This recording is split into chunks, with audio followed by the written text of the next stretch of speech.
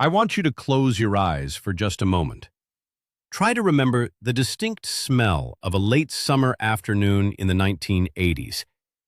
Can you smell the warm, sun-baked vinyl of your family's car seats? Can you hear the heavy metallic slam of a screen door echoing through a quiet suburban neighborhood? If you can, then you already know that the world we grew up in was a vastly different place. Today, we are going to take a journey back in time to explore 20 perfectly normal things we did as kids in 1980s America that would be considered completely illegal, or at least heavily banned, today. We lived in an era of scraped knees, endless summers, and an incredible amount of unsupervised freedom. Make sure you stay with me until the very end, because our final memory involves a uniquely cozy spot in the family car that will instantly transport you back to your childhood road trips. Before we begin our list, let us take a moment to reflect on how different the passage of time felt back then. Time simply moved slower. There was no instant gratification, no glowing screens in our pockets demanding our constant attention. We knew the value of waiting. We waited patiently with our fingers hovering over the record button of a cassette deck, just hoping the local radio DJ would play our favorite song. We waited for our friends to come outside and play. There is a modern myth that without today's advanced technology, our lives were somehow poorer or less connected. But you and I know the absolute opposite is true. Our lives were infinitely richer in genuine human connection. We learned to read facial expressions instead of text messages. We learned independence by navigating our neighborhoods on heavy steel bicycles. The world was our playground, and while it was a bit more dangerous and far less regulated, it was a world built on profound trust. Our parents trusted us to survive, and society trusted parents to raise their children. That beautiful, unspoken trust is the foundation of the memories we are about to share. Let us start by remembering the absolute thrill of riding in the back of a pickup truck. Picture it now. The year is 1984. The sun is shining brightly on a Saturday afternoon, and the air is thick with the scent of freshly cut grass and warm asphalt. Your father, or perhaps your grandfather, drops the heavy metal tailgate with a loud, clanking thud. You and your friends instantly scramble up into the rusted bed of the truck, the hot metal burning the backs of your bare legs just a little bit. There were no seat belts back there. There were no padded seats, no safety harnesses, and certainly no climate control. You just sat against the wheel wells, tightly gripping the edge of the truck bed as the engine roared to life. When the truck finally started moving, the warm wind would instantly whip through your hair, carrying the faint, nostalgic scent of gasoline and exhaust fumes. Every pothole and bump in the dusty back roads sent you catching a little bit of air, making you laugh at the top of your lungs. It felt exactly like a roller coaster ride that belonged entirely to you. Drivers passing by would just smile and wave at you. No one panicked. No one pulled over to call the authorities. It was simply how we got from the hardware store back to the house, a perfectly normal, deeply joyful part of growing up that gave us our first real taste of true, unbridled freedom. And now let us recall a simple errand that seems completely unfathomable today: buying cigarettes for our parents. Imagine walking down to the local corner store or the neighborhood pharmacy. Your small hand is clutching a few crumpled dollar bills and a hastily scribbled note on lined notebook paper. The note simply said, "Please sell my son a pack of Winston Lights, signed by your mother." You would push open the heavy glass door of the store, listening to the cheerful jingle of the brass bell hanging above it. The store always smelled beautifully of dusty candy wrappers, roasted coffee, and old newspaper print. You would walk straight up to the counter, barely tall enough to see over the cash register, and hand the note to the clerk. The cashier would read the note, nod warmly at you, and turn around to grab the cigarettes from the rack. There was no checking of identification, no suspicious glares, and no fear of losing a business license. The clerk trusted you, and more importantly, they trusted your parents. You would take the rectangular box, pocket the heavy silver change, and walk back home. It was a chore as ordinary as fetching a carton of milk, a testament to the incredibly tight-knit, high-trust society we lived in, where the village truly helped raise the child. Let us move on to our trusted steeds, our bicycles, and how we rode them absolutely everywhere without a single helmet in sight. Think back to your favorite bike. Perhaps it was a Schwinn Stingray with a glittering banana seat and high-rise handlebars. You would attach playing cards to the spokes with wooden clothespins, creating a loud, motor-like clicking sound as you pedaled furiously down the street. We rode these heavy steel machines for miles and miles, far beyond the visual range of our front porches.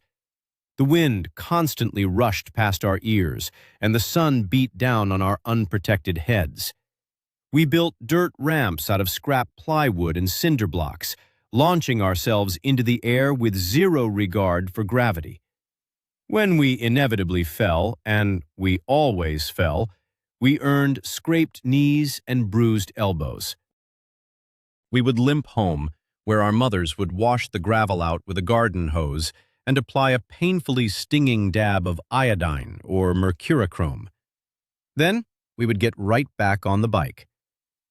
Wearing a foam helmet was unheard of, something that would have drawn endless teasing from the neighborhood kids. We learned balance, consequence, and physical courage through sheer trial and error, relying entirely on our own developing instincts to keep us upright and alive. Do you remember waiting in the car while your parents ran errands?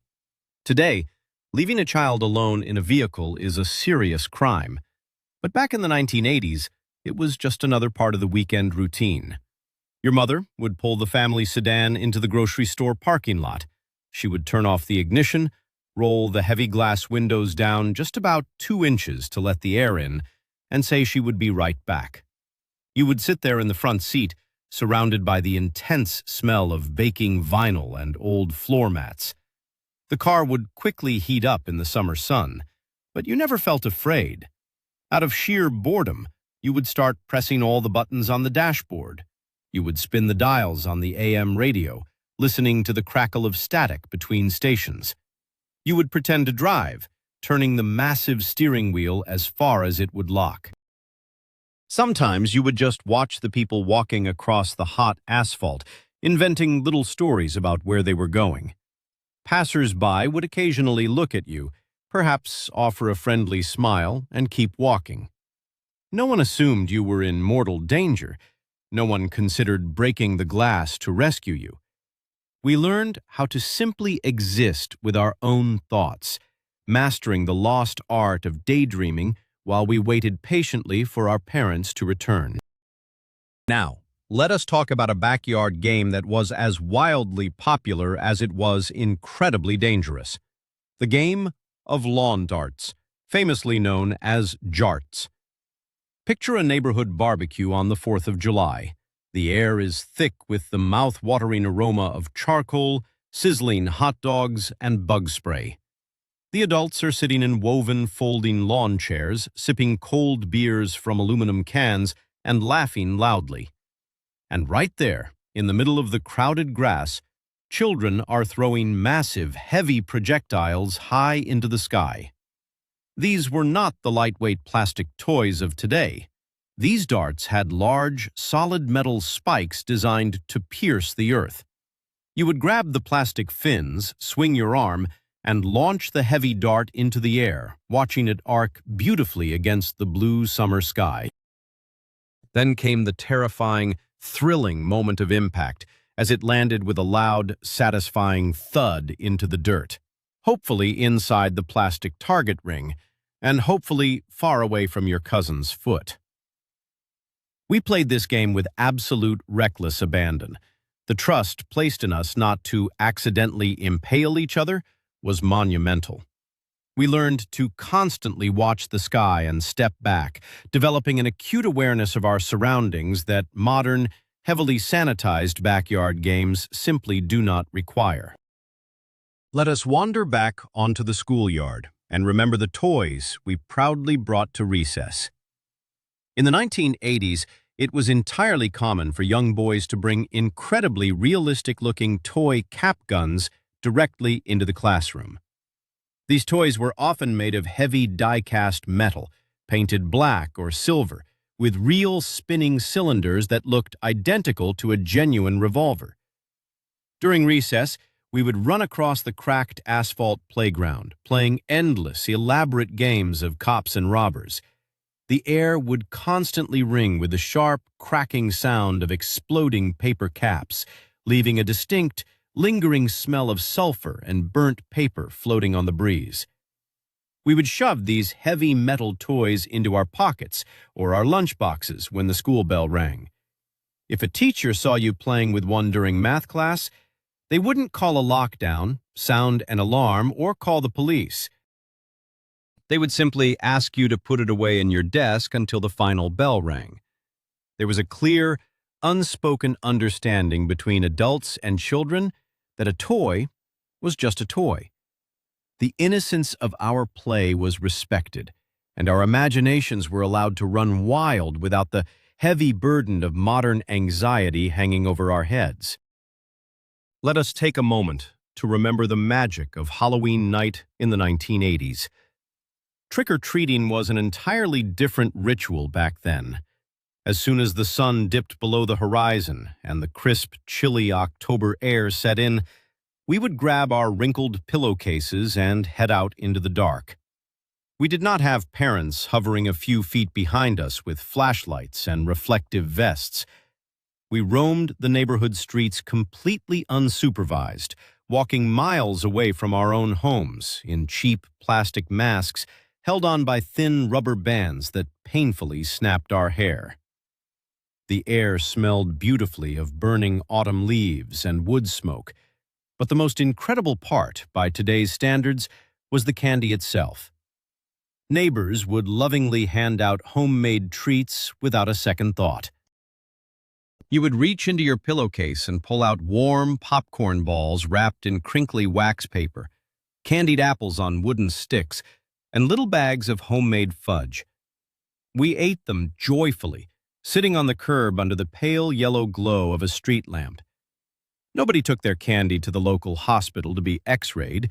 We consumed the kindness of our neighbors with pure, unadulterated trust, living in a community that felt like a large, extended family rather than a collection of strangers.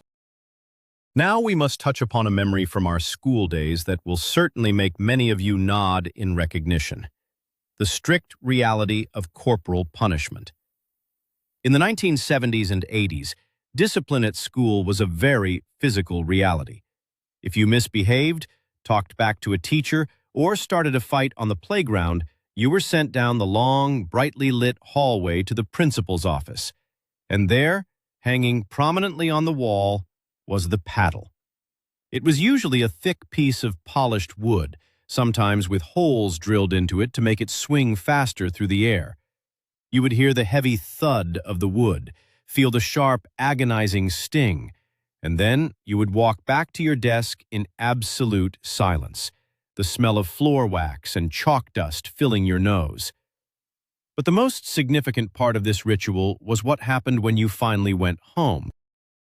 If you told your father you got paddled at school, he wouldn't dream of calling a lawyer or screaming at the principal. He would likely tell you that you deserved it and promise you another punishment before dinner. The adults presented a united front. Teachers were respected as authority figures, and discipline, though harsh by today's standards, created a profound sense of boundary and order in our young lives. Let us return to the family car and remember the absolute freedom of the front seat. Long before the era of mandatory car seats, booster seats, and passenger airbags, Kids fought fiercely to call shotgun. You would slide onto the wide, soft bench seat right next to your mother. The heavy metal seatbelt buckles were usually shoved deep down into the crevices of the upholstery, completely ignored. As the car rolled down the street, you had an unobstructed view out of the massive glass windshield. The cabin smelled strongly of your mother's Aquanet hairspray and the faint metallic scent of the car's engine. But the most vivid memory is what happened when the car had to stop suddenly. Without hesitation, your mother's right arm would instinctively shoot out incredibly fast, pressing rigidly across your chest to keep you from sliding forward. That maternal arm bar was our only airbag. It was an automatic reflex of love and protection. We felt perfectly safe just being close to our parents on that expansive front seat, listening to the hum of the tires on the road, blissfully unaware of the immense physical dangers, wrapped only in the warm security of our family's presence. Do you recall the towering, intensely dangerous metal structures that made up our local playgrounds? Back then, playgrounds were not covered in soft, bouncy rubber mats or padded plastic. They were built on hard-packed dirt or rough concrete, and the equipment was made entirely of thick, unforgiving galvanized steel. Think of the giant metal slide in the middle of late spring. It would sit entirely exposed to the blazing afternoon sun until the metal was quite literally hot enough to fry an egg. You would climb the steep, incredibly tall ladder, feeling the hot rungs against your bare hands. The smell of rust and heated metal filled your nose. You would sit at the top, feeling the heat radiate through your blue jeans, and then hurl yourself down the slippery metal chute. We also had the merry-go-round, a heavy iron disc that older kids would spin dangerously fast until centrifugal force literally threw the smaller children off into the dirt. We suffered blisters, bruises, and occasional broken bones. But those scorching metal structures taught us real physics. They taught us how to calculate risk, how to hold on tightly, and how to pick ourselves up, dust off our jeans, and climb right back up the ladder of life. Let us venture out onto the open road and discuss a practice that was incredibly common, but is now viewed with absolute terror: hitchhiking. In the 1970s and early 80s, seeing a teenager or a young adult standing on the gravel shoulder of the highway with their thumb extended in the air was an everyday occurrence. If you were driving, you would simply pull over. The heavy car door would open with a loud creak, and the stranger would slide into the passenger seat.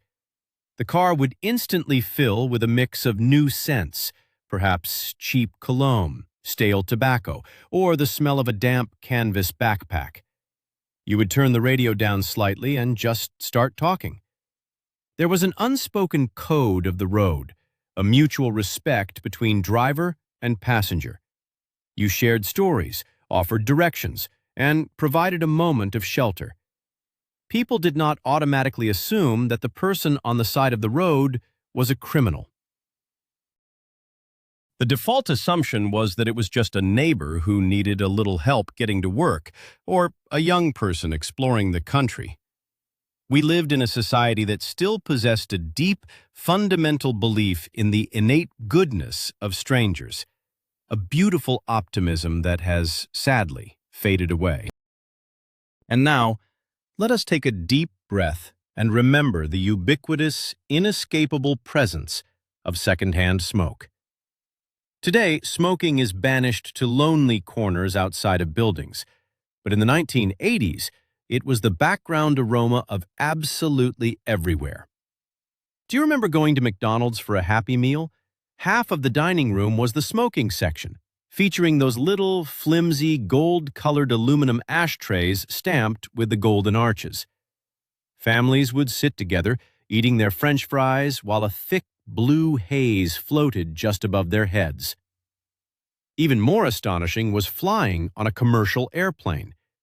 At 30,000 feet, inside a sealed metal tube, The smoking section was separated from the non-smoking section by nothing more than a thin, permeable curtain. The entire cabin smelled deeply of roasted tobacco, blending with the scent of stale airline coffee and jet fuel. As children, we simply sat there, breathing it all in. It was not considered a crisis, it was just the smell of adulthood. We watched our parents, teachers, and even doctors casually light up indoors. It was a completely different atmospheric reality, one that feels entirely surreal when we look back on it today. Let us light a fuse and remember the sheer, unadulterated danger of buying and shooting off our own fireworks. Long before the heavy regulations and safety bans, the weeks leading up to the 4th of July were a children's paradise. Small, temporary wooden stands would pop up along the dusty shoulders of country roads. For a few dollars, a kid could buy explosives that actually packed a serious punch. We bought bricks of black cat firecrackers, Roman candles, and those incredibly unpredictable bottle rockets. The summer night air would become heavy with the smell of sulfur, gunpowder, and humid grass. We would take empty glass Coca-Cola bottles, set them on the asphalt, drop a bottle rocket inside, and light the tiny gray fuse with a trembling match. The fuse would spark and sizzle, and we would turn and run as fast as our legs could carry us, our hearts pounding in our chests. We held firecrackers in our fingers far longer than we should have, tossing them into muddy puddles just to watch the splash. The danger was entirely the point.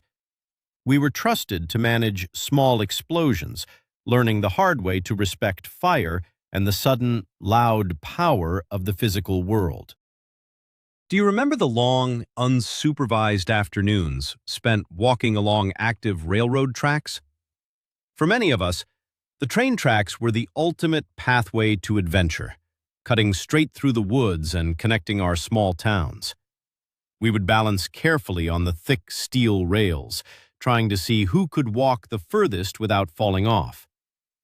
The air around the tracks always had that distinct, pungent smell of dark, creosote-soaked wooden ties and hot, sun-baked gravel. The ultimate ritual was taking a shiny copper penny from our pockets and placing it carefully on the steel rail. Then, we would retreat to the tall grass and wait. We could feel the deep, rhythmic vibration of the approaching freight train through the soles of our sneakers, long before we could hear the massive diesel engine roaring around the bend. After the train thundered past, leaving a cloud of dust in its wake, we would eagerly search the gravel for our violently flattened, warm penny. It was an incredibly dangerous place to play, totally illegal today, but back then, it was just our quiet sanctuary away from the adult world, a place where our imaginations could travel as far as the silver tracks would go. Let us head back inside the house and remember a form of harmless mischief that technology has completely erased: the prank phone call. In the era before caller ID, star 69, and digital tracing, the heavy rotary phone sitting on the kitchen counter was an instrument of pure, anonymous entertainment. Picture a Friday night sleepover with your best friends. You would pull the long, coiled phone cord as far as it would stretch, hiding around the corner in the hallway. You would carefully put your finger in the plastic dial, pulling it around and listening to the rhythmic clicking sound as it rotated back. We would call random numbers from the thick, yellow paper phone book.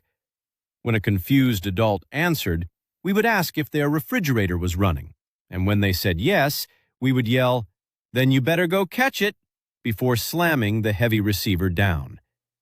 We would collapse onto the carpet, laughing so hard our stomachs ached. The scent of spilled popcorn and sleeping bags filled the room. It was an innocent way to test boundaries, completely untraceable, relying entirely on the magical anonymity of the old analog world that allowed kids to be just a little bit rebellious in complete safety. Now, let us discuss the toys that were designed to teach us science by letting us play with actual dangerous substances. I am talking about the vintage chemistry sets. If you received one of these metal boxes for Christmas in the 1970s or 80s, you were essentially given a miniature unguided laboratory. Inside the box, nestled in styrofoam, were real glass test tubes, a glass spirit burner that required actual liquid fuel, and dozens of small vials containing serious chemicals. There were no safety goggles included. You would sit at your wooden desk in your bedroom, mixing potassium nitrate, sulfur, and magnesium. The room would quickly fill with the sharp, acrid smell of burning chemicals and strange, purple smoke. We inadvertently burned small holes in our parents' carpets and singed our own eyebrows off.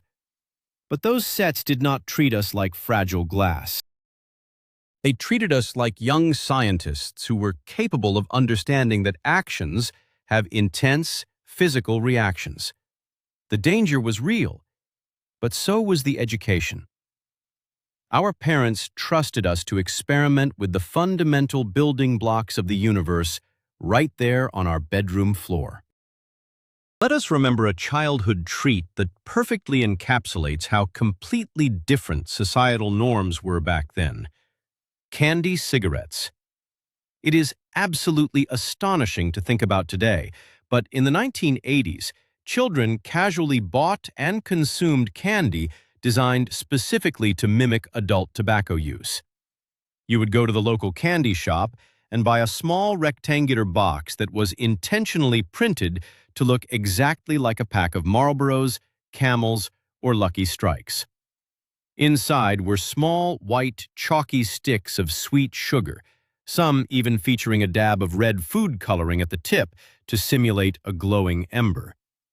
On cold winter days, we would stand out on the playground, putting the candy cigarette between our lips and slowly blowing out a puff of white breath into the freezing air, pretending we were smoking.